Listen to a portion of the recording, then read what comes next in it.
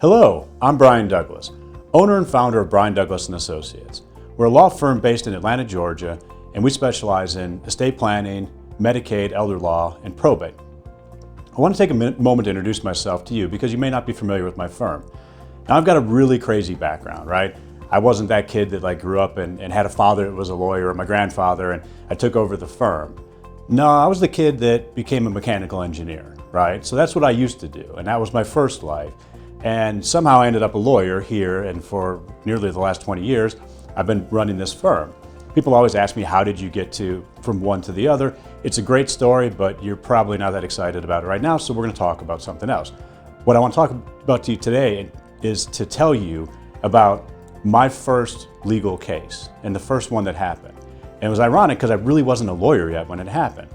You see, it was the day I got my bar results, October 31st. It was Halloween, and back then, they came in the mail, right? I had to pay the neighbor kid to go to the mailbox every day because we didn't know what day it was going to come, and look for an envelope that said from the Board of Bar Examiners and open it up and read it.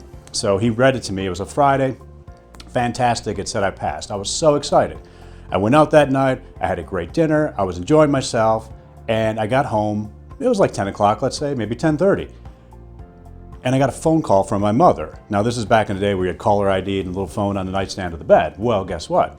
My mother lived in California at the time. Moms don't call, they're good at time zones, right? They don't just call from across the country on a Friday night with a 3-hour time difference. So I knew something had to be wrong. And I was right. As soon as I answered, I could hear it in her voice. She was upset, and it was her father, my grandfather. He was diagnosed with cancer. It was inoperable, there was nothing they can do, and it was a really, really hard day for us. So this day that it was a high for me, one of the highest points in my life, quickly became a low point. So then things got really interesting because people said, and the family said, well, Brian, what do we do? You're a lawyer now, right? And I said, I don't know, actually. They don't actually teach you how to do the stuff in law school. They teach you other things, and we can talk about that later also.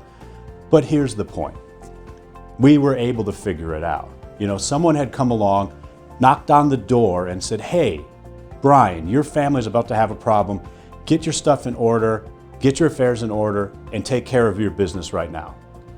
And as hard as it is to lose someone, because it truly is, no matter how much planning you do, the pain doesn't change. As hard as that is, we were given a gift, the gift of time, the gift of knowledge, the gift of knowing what was going to happen. Because too often do we in this firm deal with families where someone leaves and they don't come home. They didn't have that gift.